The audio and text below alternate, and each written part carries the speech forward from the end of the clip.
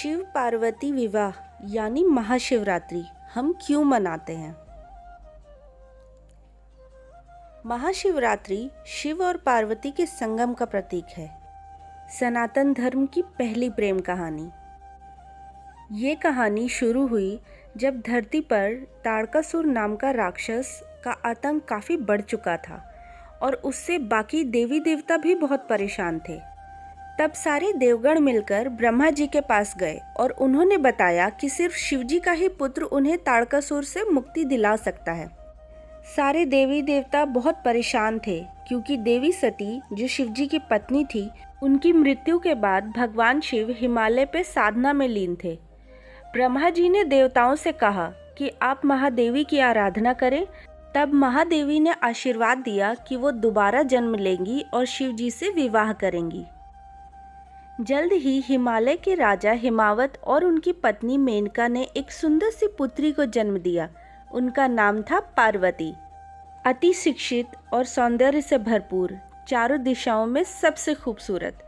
पार्वती की शादी के लिए कई राजा बुलाए गए, पर पार्वती ने सबको मना कर दिया। तब उनकी माता ने उनसे पूछा, अगर कोई पसंद है तो हमें बताओ। तब शर्माते हुए देवी पार्वती ने कहा, उनकी पसंद भगवान शिव हैं।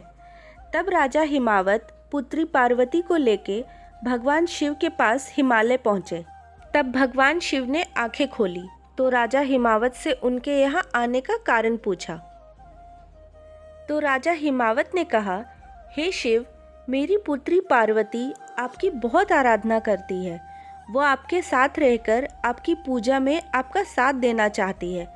कृपा करके इसे अपनी शरण में रख लें। भगवान शिव ने उनकी इच्छा का सम्मान किया और रुकने की अनुमति दे दी। काफ़ी समय बीत गया। देवतागण ये देखकर बहुत परेशान थे कि माता पार्वती के इतने प्रयासों का भगवान शिव पर कोई प्रभाव नहीं है।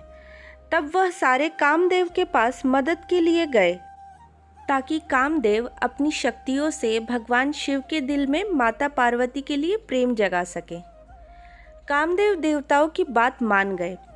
ऐसा करने पे भगवान शिव बहुत क्रोधित हुए कि कामदेव के कारण वो अपनी पत्नी सती को एक पल के लिए भूल गए और वो इतने क्रोधित हुए कि अपनी तीसरी आंख खोलकर कामदेव को राख कर दिया। भगवान शिव का क्रोध तब भी शांत नहीं हुआ और माता पार्वती को भी वहां से जाने को कहा। माता पार्वती दुखी हुई, पर उन्होंने भगवान शिव को बचपन से अपना आराध्य मान लिया था। उन्हें पाने के लिए माता पार्वती ने बहुत कड़ी तपस्या की। उनकी तपस्या से देवलोक तपने लगा और चारों दिशाओं में गर्मी का तापमान बहुत बढ़ गया। तब जाकर देवताओं ने भगवान शिव से विनती की कि प्रभु, आप माता पार्वती की तपस्या को सफल करें, अन्यथा उनके तप से सब कुछ जलकर भस्म हो जाएगा। और भगवान शिव को तब जाकर एहसास हुआ, क्या ये मेरी पत्नी सती तो नहीं?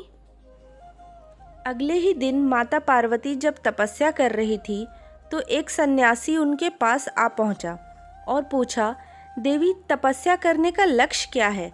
तो माता पार्वती ने कहा, मैं भगवान शिव से विवाह करना चाहती हूँ। यह सुनकर वो सन्यासी हंसने लगा और बोला, तुम्हें शिव से विवाह करना है? उस 3 आँख वाले से? तुम इतनी सुंदर हो और वो अपने शरीर पे भस्म लगाकर घूमने वाला शिव, जिसके साथ ही भूत, पिशाच, जानवर हैं, वो शिव?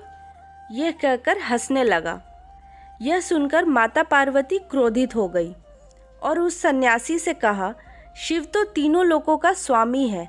अगर एक शब्द और कहा उनके लिए तो बहुत बुरा होगा। मेरे लिए यह सुनना भी पाप है। यह सुनकर भगवान शिव अपने रूप में वापस आ गए और माता पार्वती के तपस्या से खुश होकर उनकी मनोकामना पूरी की। तब माता पार्वती ने उनसे विनती की कि आप मेरे माता पिता से आकर मेरा हाथ मांगेंगे, तब मैं आपकी अर्धांगिनी बनूंगी। तब जाकर इनका विवाह संपन्न हुआ, जिससे हम हर साल महाशिवरात्रि के रूप में मनाते हैं। भगवान शिव और माता पार्वती के विवाह के बाद उनका पुत्र हुआ कार्तिकेय, जिन्होंने राक्षस ताड़कासुर का वध किया और सबको राक्षस से मुक्ति दिलाई।